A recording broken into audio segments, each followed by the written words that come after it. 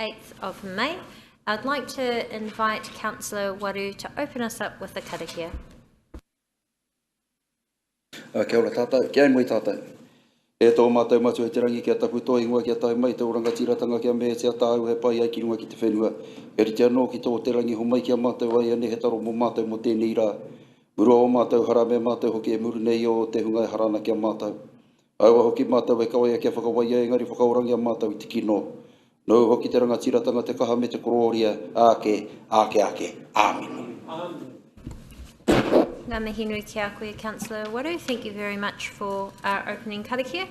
We'd just like to welcome all those who are joining us, including any members of the community on live stream. And of course, we'd like to welcome David Walker from Audit NZ, who is joining us by Zoom, and also our Audit and Risk Chair, Mike Garrett, who's joining us by Zoom as well. Thank you very much. I would like to call for any apologies. There do appear to be none. May I please have a mover and a seconder? Oh, actually, there's no apologies, so we shouldn't need to, right? No. Okay, so we'll move into declarations of interest. Are there any? No. Are there any urgent items not on this agenda? Also, no.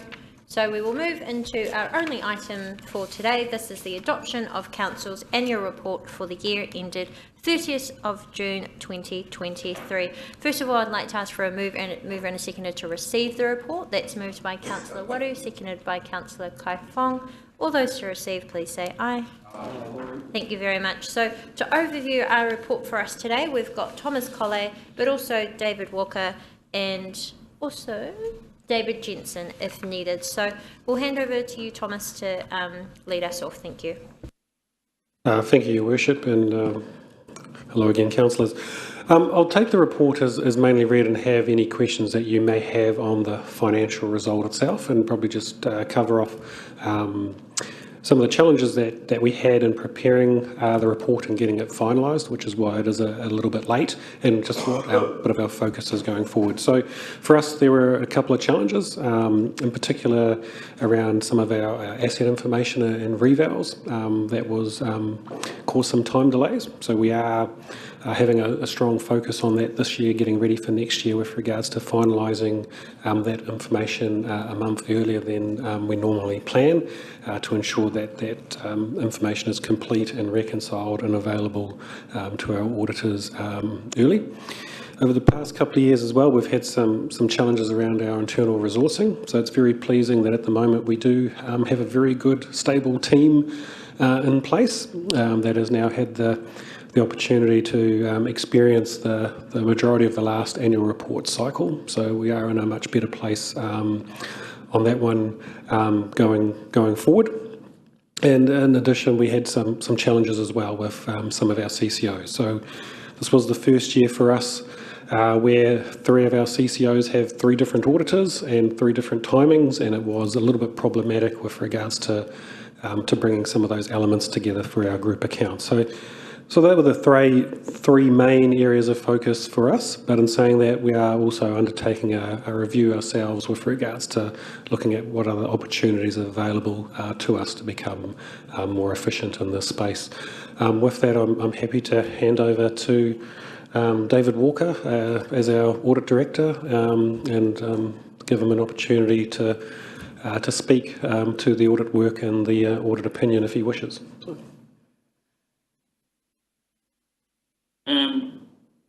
Thank you. Through the chair, thank you, Mayor. I think Thomas has summed it up. There were certainly challenges in this year. I guess not that Council's unfamiliar with challenges, but there certainly were. I think we eventually got there, and the result is a good and correct result. I think it's certainly, an accurate reflection. I can't hear myself, so I don't know how clear I am coming across to you. So let me rather just stop there and leave it to any questions if there are any. Thank you, David. You are coming through clearly for us, but we will open up now if there are any questions on the report that is attached. Councillor Lee. Thank you, Your Worship, and thank you, gentlemen, for attending our meeting. This is a substantial document, and we've got a couple of questions, or about 5 questions actually, in here that I'm not sure who to direct some of them at. So we'll see who puts their hand up to answer some of these. First of all, page 12. Sorry, my apologies. Page 16. We have a CEO Performance Committee, which consists of 6 of the Mayor plus 5 councillors. I understand that actually all councillors are on this CEO Performance Committee. Yes, thank you very much for picking that up, Councillor Lee. That is correct, so we will have those changes amended. Thank you, Your Worship. Second question relates to page 12, and it's a very fundamental question about decision-making powers, which reaches into even the previous meeting that we had today with the Community and District Development Committee, and it's a really important one for, I think, elected members to get their heads around. It says here, councils have broad powers of delegation as described in clause 32 of Schedule 11 of the Local Government Act. So do I understand correctly that decision-making powers is vested first of all in the elected members, from which powers of delegation can apply? Just give staff a moment to pull up. And what page are you on? Sorry? This is page 12. Page 12. Thank you. I believe you're. I'm trying to get to the document as well. Sorry, could you just repeat that question? Yes. So So I'll repeat the second paragraph here on page 12, where it says councils have broad powers of delegation as described in clause 32 of Schedule 7 of the Local Government Act 2002. So the inference here, of course, is that decision-making powers are vested first of all in elected members, and elected members have the powers to delegate as they please. So I'm a little puzzled by, for example, the earlier council meeting today, where it seems that the chief executive exerted decision-making powers as it applied to the library and the library policy, but the first principle here is that decision-making powers are vested first of all in the elected members, and they can delegate. But so I'm not quite sure how this morning's attempt to, well, I think the chief executive asserted that he could have a, what was it called, an operational matter policy. Yeah, thank you, Councillor Lee. I appreciate that this is a particular concern to you. However, it's not necessarily relevant to our purpose today, which is to adopt the annual report. And we do note that you have concerns about how that, in particular, the how we govern section relates to the difference between governance and operations. But perhaps that is a conversation that we would need to carry forward outside of the purpose of this report, which is actually about covering the performance of the Rotorua Lakes Council from the period of the 1st of July 2022, which was just outside our election period, to the 30th of June 2023. So that is the core purpose of this annual report, to review the performance, of which Audit NZ have also gone through quite thoroughly. So do you have any other questions? Certainly do. So when would we be able to carry on that particular conversation if it's not here? Pardon? When would we be able to continue that conversation if it's not here? So the Chief Executive did provide you an answer in the previous meeting, and so if you wish to further discuss that, perhaps you could do that with him directly outside of the purpose and relevance of this decision. Okay. I don't recall getting much of an answer, but that's fine. I'll continue it with the Chief Executive. Page 44, we've got measuring our performance. This was a conversation that was cut a little short when we were resetting these performance measures for this council for this year. But in relation to judicial review, it records here that no decision was overturned by judicial review in the previous, in the relevant 12 months. There was, of course, a judicial review that was brought by myself.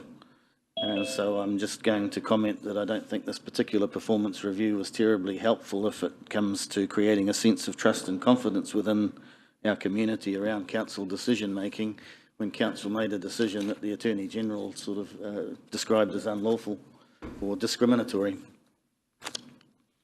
So if anyone wants to comment on that. Point of order, Madam Chair. I'm struggling to find the connection here with the kōrero. Is that a point of order? Here to do relevance. There you go.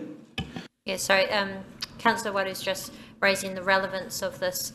I do note that that's your opinion on the matter. However, I do remind you that Audit NZ have also gone through this document too, and councillors were able to provide feedback on the performance measures, which they have done. So, do you have another question? Certainly.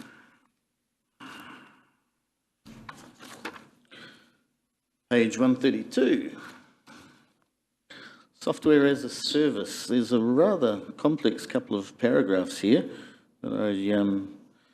It pertains to a great deal of money that council has invested in our new cloud-based online system. I'm just asking for a bit of explanation on the accounting practice as it applies to software as a service and how it applies to our council and how it's accounted for. Certainly, Councillor. So the paragraph that you're referring to is actually providing a wide definition with regards to the interpretation of the financial reporting standard that relates to how you should treat software as a service or cloud-based solutions. And it provides that definition. What you'll also note is that the fact that, and as we've talked about, the piece of software that you're referring to is actually on-prem and we aren't in the cloud, which is why we account for it as an asset on our books rather than treating it as software as a service. And at no time have we ever suggested it was in the cloud. So currently it's hosted in Rotorua. Currently it is hosted on our servers, that's correct. Yep. So you're suggesting that the distinguishing feature would be if it was hosted in Auckland instead, or Tauranga, or maybe outside of this building? That would be a distinguishing feature for it to be accounted as software as a service? So Councillor, that piece of software is installed and maintained on servers that council owns, predominantly in this building. It is therefore an on-premise software and is not treated as software as a service or cloud-based software. And so we have treated it exactly as per prescribed in our annual report. Did you have another question, Councillor Lee? And if anyone else has questions, please just let me know. Yeah, so this is not being treated as an intangible asset, is it? Do I understand this? I didn't have all the time I would have liked to digest this paragraph. Can you explain the difference between how this could otherwise be treated potentially? Councillor, I think there's a big difference between the contract that we have with Technology One. We do not have a software as a service contract because they do not provide software as a service. We have a license to use their software that is installed on our server, and we have treated it appropriately in our annual report.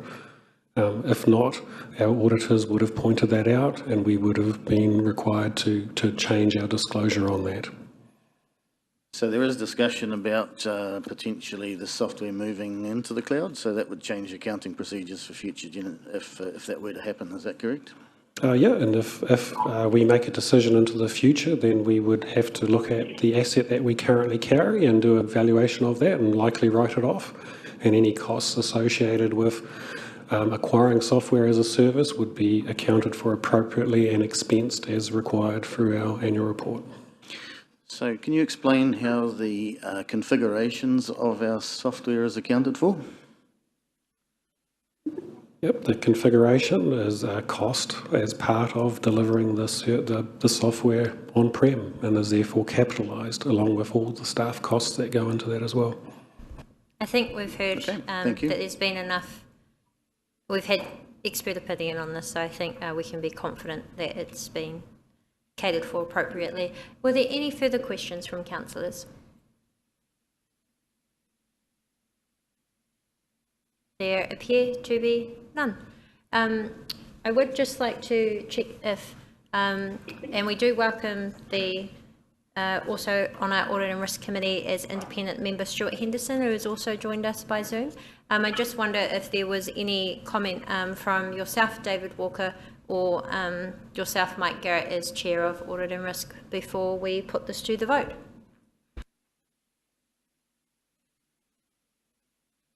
Chair, I could, if you liked, on that software as a service, give a somewhat slightly different explanation to help, just to help clarify. If somebody goes and buys a motor vehicle, that you pay for the vehicle, you pay for the full cost. I can change the colour of the car, I can change the seats, I can change the steering wheel, I can modify it as much as I want because it's mine. If I lease a car for whatever, a year, 2 years, 3 years, I can't do that. The car doesn't belong to me. And if I did do any changes and I took the car back, they certainly would expect me to put it back into its original condition. And so software as a service is pretty much like that. If I bought a package, I could, you know, it's effectively mine. They lock it down in code, so I can't really change it. But if I could change it, I could go in and fiddle with it and change it and get it to do with what I wanted it.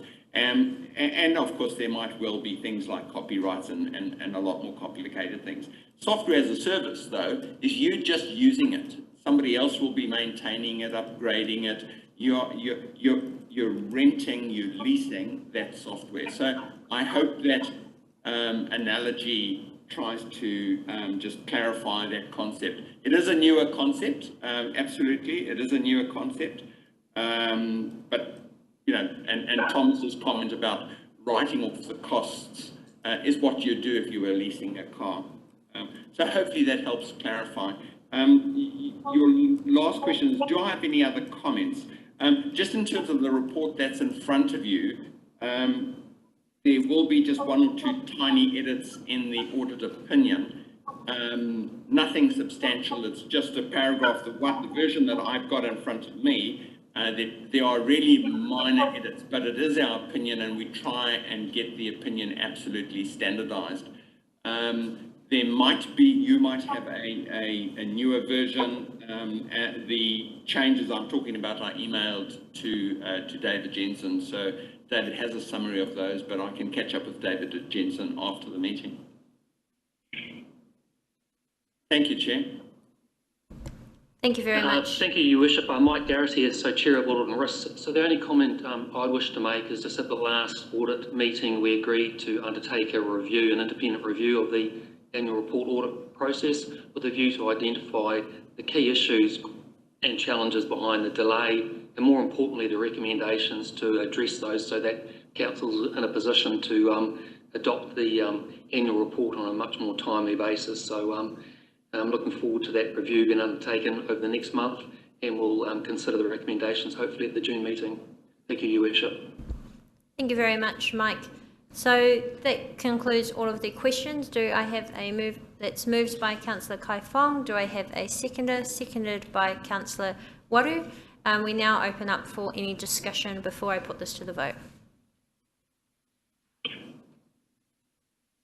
There appeared Councillor Lee. Just a point of clarification. These additions from internal development, this is page 132, Thomas. Is that the configurations that that have been spent on the software to date?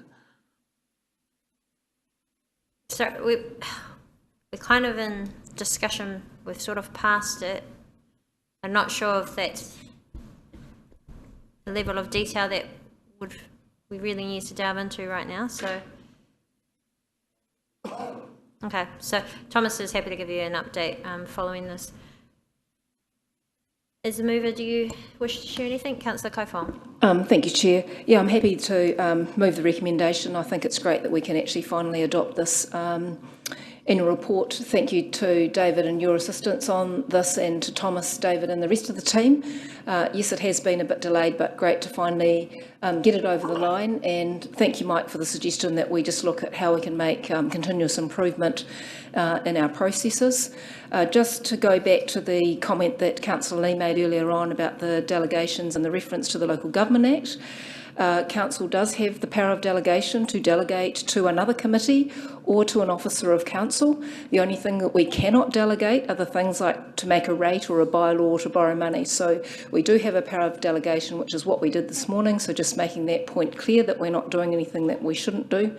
On that basis, with the minor amendments, and I see that the resolution provides that any minor amendments would be signed off by the Chief Executive, I'm happy to support the recommendation. Thank you very much. Councillor Waru? Yeah, just a small comments. Yes, thank you. Thank God to our kaimahi who have been a bit of a road, a journey to get here.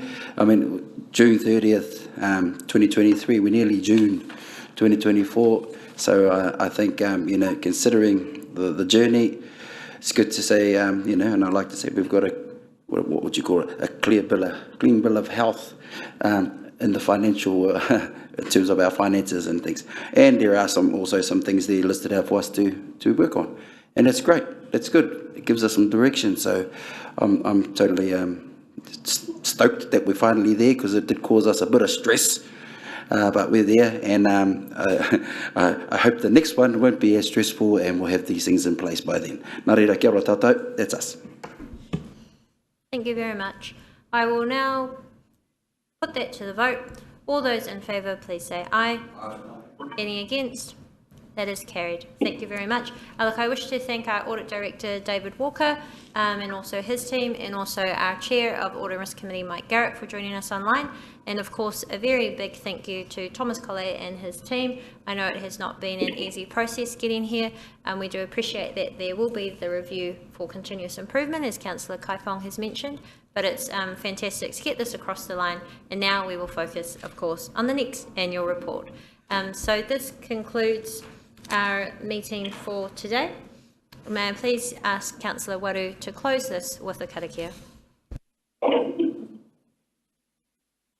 Kei nui tātou, kia tātou katoa te ata whai o tō tātou ariki hu karaiti, me te aroha o te atua, me te whiwhinga tahitanga ki te wairua tapu ake, āmine. Thank you. I declare this meeting closed. Goodbye.